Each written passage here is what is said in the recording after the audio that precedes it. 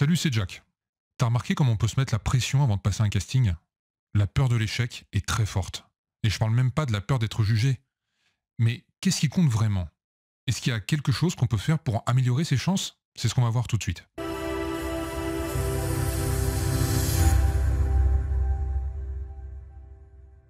Avant ça, n'oublie pas de t'abonner à la chaîne pour manquer aucun des conseils que je donnerai sur le métier d'acteur. J'ai aussi un petit groupe avec lequel je partage plein d'infos. Regarde sur le premier lien dans la description pour tout savoir. Dans ce métier, on est sûr d'une seule chose, c'est qu'on n'est jamais sûr de rien. C'est pour ça que beaucoup d'acteurs renoncent et préfèrent un métier plus stable. Quand on passe un casting, c'est un peu comme si on avait une épreuve.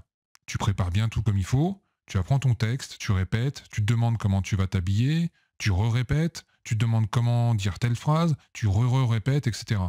Le jour du casting, malgré le trac et toutes les angoisses que tu peux avoir, tu t'efforces de faire bonne figure et tu fais ce que tu as à faire. Et puis souvent, après le casting, tu te juges. Ah, j'ai fait ça, j'aurais pas dû, j'ai oublié telle ligne, j'ai oublié de dire telle chose de telle manière. Ce sont que des détails qui ne sont pas décisifs. N'oublie pas que ce qui compte, c'est ce que tu es. En sortant, tu peux aussi très bien te dire que tu as cartonné, que c'est bon, c'est quasiment dans la poche, ou au contraire, oh là là, j'ai fait n'importe quoi, j'étais beaucoup mieux en répète. Pourtant, s'il y a bien une chose que j'ai appris au fil des castings, c'est qu'on peut se tromper. Parfois, tu feras un casting et tu te trouveras bien, alors que finalement, tu l'auras pas. Et d'autres fois, ce sera l'inverse. Tu penseras avoir été mauvais, alors qu'on va te donner le rôle. Se juger ne sert à rien. Tu sauras que très rarement ce que les directeurs de casting ont pensé de toi. Que ça marche ou pas, c'est pas de ton ressort. Tout ce qui se passe après le casting, c'est pas sous ton contrôle. Donc ça sert à rien de se prendre la tête. Tu fais ton boulot, et puis c'est tout. Tu es là pour présenter ta façon de faire le rôle. Si ça marche, tant mieux. Si ça fonctionne pas, c'est que c'était pas pour toi, point. Mais le pire, c'est qu'au bout du compte, avec toute cette préparation, toutes ces attentions aux petits détails et le fait de vouloir à tout prix que ce soit parfait, on oublie une chose essentielle, s'amuser.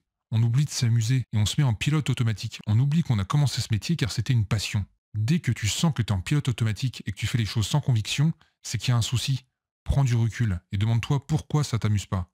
Ça me rappelle une anecdote d'un acteur qui a dit à sa femme un soir avant de partir au théâtre: à tout à l'heure chérie, je vais jouer. Et son petit garçon est allé le voir pour lui dire: mais pourquoi tu vas jouer et moi je dois aller à l'école?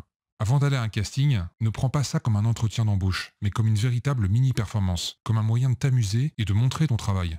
Tu veux jouer la comédie? Avoir du public? Eh ben t'as de la chance, parce que la personne qui te regarde à l'audition est là pour toi. Ne pense pas au but, essaie juste de prendre du plaisir. Tu fais ce métier par passion, alors mets de la passion dans ce que tu fais.